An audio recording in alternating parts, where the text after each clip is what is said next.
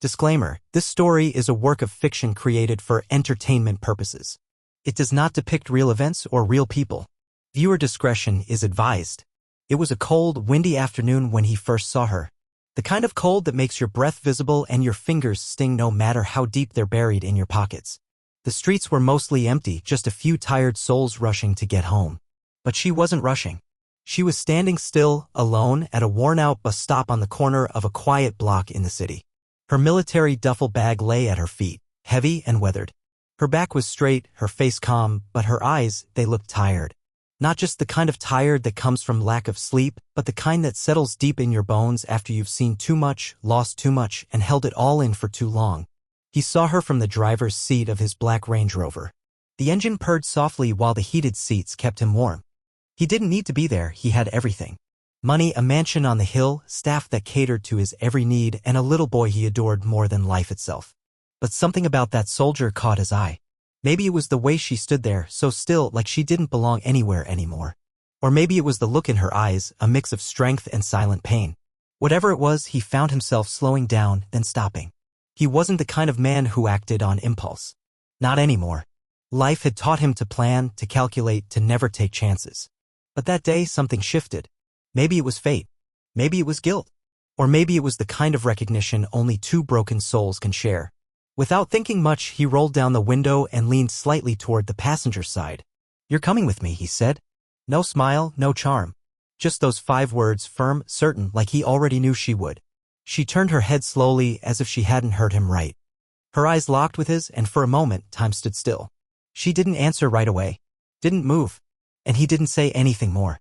He didn't explain who he was, why he had stopped, or what he planned to do. He just waited. The truth is, she hadn't planned on coming back like this. After her final deployment, there was no family to welcome her. No friends to call. The place she once called home didn't feel like home anymore. She was invisible in a city that moved too fast to notice people like her. All she had was the uniform on her back, a bag of belongings, and a mind full of memories she couldn't escape. But there was something in his voice. Something that didn't ask, it told. Not in a controlling way, but in a way that said, "I see you. I'm not turning away." She hesitated, her mind racing with questions. Who was this man? What did he want? Could she trust him? But trust wasn't something she had the luxury of anymore. Still, something about his presence felt safe. She picked up her bag and opened the passenger door. Neither of them said a word as they drove. The silence was heavy but not uncomfortable. He didn't ask her about the war, and she didn't ask about his past. But as the gates of his estate opened and she saw the mansion glowing under the soft lights, she began to wonder why her. What did this man see in a soldier he'd never met before? And why did he look like he was holding back a storm of secrets behind that calm, kind face? What happened next wasn't just about one act of kindness. It became something much deeper, something that would change both their lives forever. But she didn't know that yet. And neither did he. The driveway was long, winding through tall hedges and trees lit by soft garden lights. As the car rolled to a stop in front of the mansion, she sat quietly, unsure whether to feel amazed or suspicious. The house wasn't just big, it was beautiful. Modern but warm, with large glass windows and stone walls that looked like they belonged on the cover of a magazine. She glanced at him, still not fully understanding who this man was or why she was here. He got out first, walked around the car, and opened her door. "Come on," he said gently, like he was inviting her in, not just to his home, but into something more. She stepped out slowly, gripping the strap of her duffel bag, eyes scanning the property. Everything about the place screamed wealth. But he didn't. Inside, the house smelled like cedarwood and something freshly baked. The heat wrapped around her, chasing away the chill in her bones. There was no staff rushing in to greet them, no maids or butlers lining up like in the movies. It was quiet, peaceful, lived in. And that surprised her the most. He led her to the living room and gestured toward the couch. "Sit. I'll get you some tea or coffee, whichever you prefer." She didn't say anything at first. Just nodded slowly and sat down, her body still stiff, her mind still on high alert. While he was in the kitchen, she looked around. A few family pictures on the mantel. Most of them were of a boy, maybe 5 or 6 years old. Same dark hair. Same calm eyes. One photo caught her attention. It was him holding the boy in his arms, both of them laughing. That photo looked real. Like a memory you hold close when life gets hard. He came back with 2 mugs and handed one to her. "Chamomile," he said. "Figured you could use something calming." "Thanks." she replied, her voice soft but steady. She hadn't spoken much since she got off that bus earlier in the day. She hadn't planned to talk at all. But here she was, sitting in a stranger's home with warm tea in her hands and more questions than answers in her head. "I'm Jordan," he said after a pause, sitting down across from her. "Jordan Beck. You don't have to tell me your name if you're not ready. Just figured I'd go first." She looked at him for a long moment, then finally said, "Imani." He nodded. "Beautiful name." "Thanks," she said again, barely above a whisper. Silence fell between them again, but it wasn't awkward. It was the kind of silence that held space for unspoken things. Pain, curiosity, fear, trust still hanging in the balance. "Army?" he asked gently. "Yeah," she said. 6 years. Just got out last week." Jordan nodded. Must have seen a lot. Imani didn't answer. She just looked down at her cup. The warmth helped, but it didn't reach the parts of her that felt frozen inside. "You're not the first person I've brought home," Jordan said suddenly. "But you're the first I brought without even thinking about it. That's not something I do." She looked up at him. "Why me?" He let out a long breath and leaned back into the couch. "Honestly, I don't know. You were standing there like you weren't waiting for the bus. Like you were just waiting for something to change." She nodded slowly. That's exactly how she had felt. He didn't press her for details. No questions about her rank, where she served, or what happened. And she appreciated that. For the first time in a long time, someone saw her as more than just a soldier. Or a statistic. The boy in the pictures suddenly ran into the room, his tiny footsteps padding against the hardwood floor. He paused when he saw her, curious eyes studying her carefully. "Hey buddy," Jordan said with a soft smile. "This is Imani. She's gonna stay with us for a little while." The boy nodded politely, then held up a toy dinosaur. "Wanna see my T-Rex?" Imani smiled faintly, surprised by how natural it felt. "Sure," she said. He grinned and ran off to get more toys. Jordan chuckled softly. "That's Caleb. My son." "I figured," Imani replied, her voice easing just a little. "He's a good kid," Jordan said, watching his son with something like sadness in his eyes. "Lost his mom 3 years ago. Car crash. Changed everything." Imani felt a pang in her chest. "I'm sorry." Jordan looked at her. "Me too. That's when I stopped doing things by the book. When life reminds you how short it is, you start doing what feels right, not what makes sense." Imani understood that better than she could explain. And maybe, just maybe, that's why she didn't walk away when she had the chance. Maybe she saw something in Jordan too, something broken but trying to heal. But as the evening wore on and the lights in the house dimmed, a strange tension began to build. Not fear, but something deeper. Jordan had secrets, she could sense them. And now she was inside his world, not knowing what was coming next. And neither of them had any idea how fast things were about to change. That night, Imani stayed in one of the guest rooms on the 2nd floor. It was quiet, too quiet. The kind of quiet that made your thoughts louder.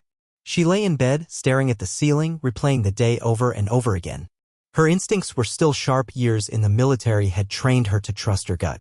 And her gut was telling her something wasn't adding up. Jordan was kind, respectful, and gentle with his son. But something about him didn't feel complete. Like he was holding back more than he let on. Downstairs, Jordan sat alone in his office, the light from his laptop casting a pale glow on his face. He wasn't working. He was staring at an email, unread. The subject line was simple. Your request for discreet help. He hadn't opened it. Not yet. His fingers hovered over the keyboard, but he couldn't bring himself to click. Bringing Imani into his home was never part of the plan. He didn't know her anything. But the second he saw her standing there at that bus stop, something clicked. Something personal. Something buried. 2 days passed, and Imani slowly settled into the rhythm of the house. She helped around the kitchen, read books in the living room, and played with Caleb, who had quickly grown attached to her.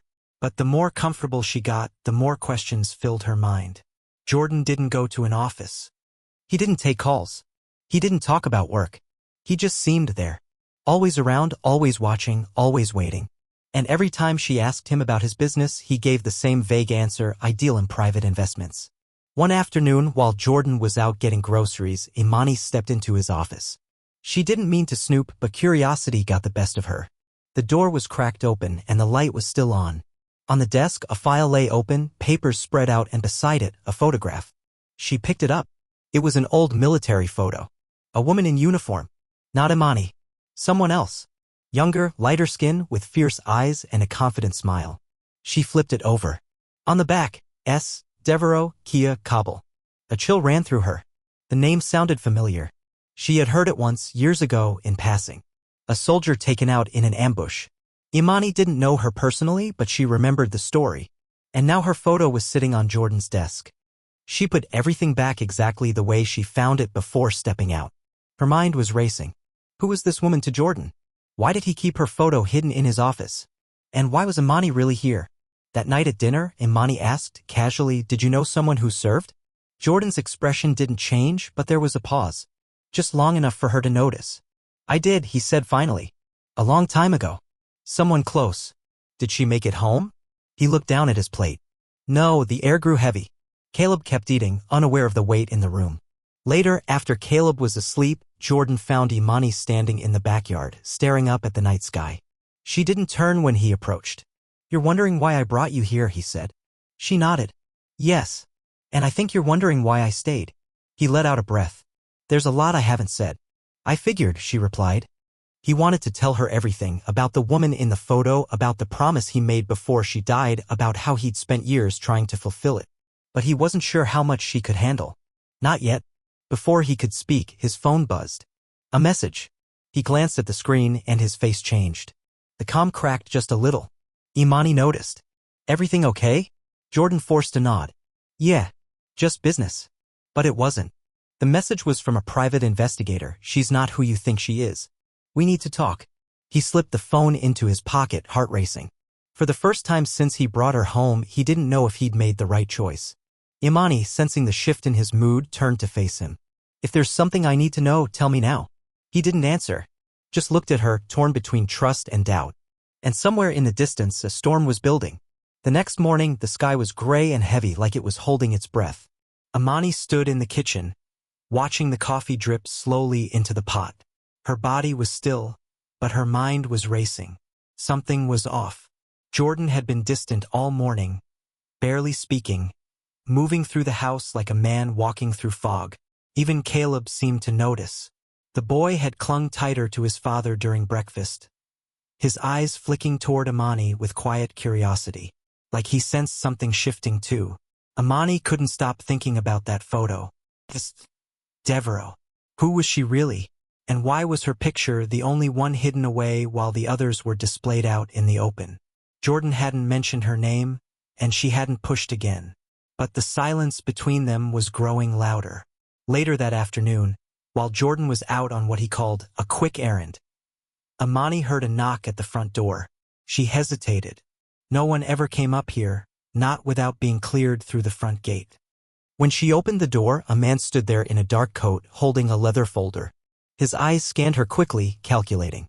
"I'm looking for Mr. Beck," he said. "He's not here," she replied, her voice cool but steady.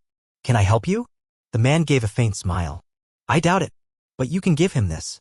He held out the folder, but before she could reach for it, he added, "You might want to read it first."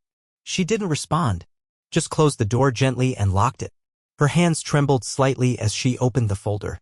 Inside were photos, documents, and a thin, typed report. As she flipped through the pages, her blood ran cold. Photos of her, before the military, during service, even a blurry one of her at the bus stop 2 weeks ago. Pages listing her last known address, medical files, deployment records. All accurate. But then came something else, details she hadn't shared with anyone. A sealed record. A redacted mission. A name circled in ink, Devereaux. The folder slipped from her hands and scattered across the floor. When Jordan returned, she was waiting for him in the living room. Folder open. Pages spread out like a map of her past. He froze when he saw them. And then, without a word, she asked, "Why are you really watching me?" Jordan didn't answer. Not yet. But in that moment, everything around them went quiet. And somewhere between the truth and the secrets still hidden, the line between trust and betrayal was about to break. Jordan took a slow step forward, his jaw tight, eyes flicking from Imani to the scattered documents on the floor. The air between them was thick now, almost unbearable. She stood still, her arms crossed, waiting, daring him to speak. Finally, he let out a breath, low and broken. I wasn't watching you. Not at first. At first? She repeated, her voice low, sharp. He nodded. I got curious after I saw you. Something about you. It felt familiar. Like I'd seen you before. Then I found out your name was linked to someone I used to know. Imani's stomach turned. Devereaux. He looked away, jaw tightening. She was my fiancée. We were engaged before her last deployment. She died over there, and I never really got closure. When I heard your name on a classified file connected to her unit, I needed to know more. Imani felt the floor shift beneath her. That mission was sealed. Even I don't know everything that went wrong. I pulled strings, he admitted. Hired a private investigator. That folder, it's everything I could get. I needed to understand if you had something to do with what happened to her. The words hit like a slap. She stepped back, fists clenched. So you brought me here to spy on me? No, he said quickly. At first, yes. But it changed. I saw who you are. How you treated Caleb. You're not the person I thought you might be. But now a loud crash echoed from the back of the house. Both their heads snapped toward the sound. Then came the scream. Caleb. Jordan ran. Imani grabbed the folder and followed, heart racing, the pieces spinning faster now. Someone else had just entered the game, and whatever this was, it had just turned deadly.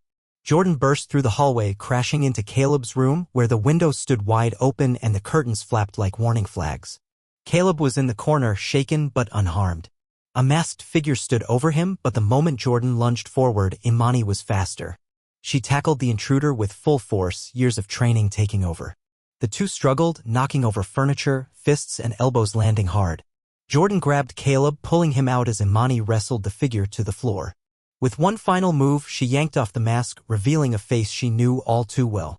Sergeant Lewis. A name from her past. Someone who was part of that final classified mission. Someone she thought had died. You should have stayed gone, he spat. You think you're innocent?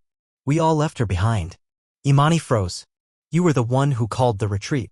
She was slowing us down, he hissed. We would have all died if we waited. But you, he pointed at her with shaking hands, you filed the report. You made sure they blamed me. Jordan stood at the doorway, stunned. You knew him. Imani didn't look away. He abandoned her. I tried to save her. Police sirens wailed in the distance, neighbors must have called. Lewis lunged again, but this time Jordan stepped in, slamming him to the floor just as officers stormed in. Later, after the dust settled and Caleb was asleep again, Jordan handed Imani a small box. Inside was Devereaux's dog tag. She wasn't just a soldier to me, he said quietly. She was family. I thought bringing you here would give me answers. Instead, it gave me peace. Imani held the tag tightly, tears in her eyes, until her phone buzzed. A blocked number. One message. You're next. Imani stared at the message for a long moment, her thumb hovering over the screen. Jordan leaned in quietly. What is it? She showed him. His face hardened. Do you recognize the number? She shook her head. No, but someone's still out there. Someone who doesn't want the truth out. That night, they stayed up going through the files together, piecing together the missing links of the mission that changed both their lives. It wasn't just about Devereaux anymore. It was about the chain of silence that followed, the buried orders, and the lives destroyed to keep secrets hidden. Imani realized Lewis hadn't acted alone. There were others. But with the evidence Jordan's investigator had uncovered, they had enough to turn it all over to the right people. And this time, the story wouldn't be silenced. A few weeks later, Jordan and Imani stood at a quiet memorial site in Arlington. A new plaque now bearing the name S. Devereaux. For the first time, it felt like justice had found its way forward. As the sun set behind them, Caleb ran ahead, laughing freely, no longer carrying the weight of confusion or fear. Jordan reached for Imani's hand. You didn't just give me answers, he said. You gave me someone to believe in again. Imani looked at him, the wind brushing softly against her face. And you gave me something I didn't know I needed, a second chance. Behind them, the past was laid to rest. Ahead, something new waited, quiet, honest, and finally free. 2.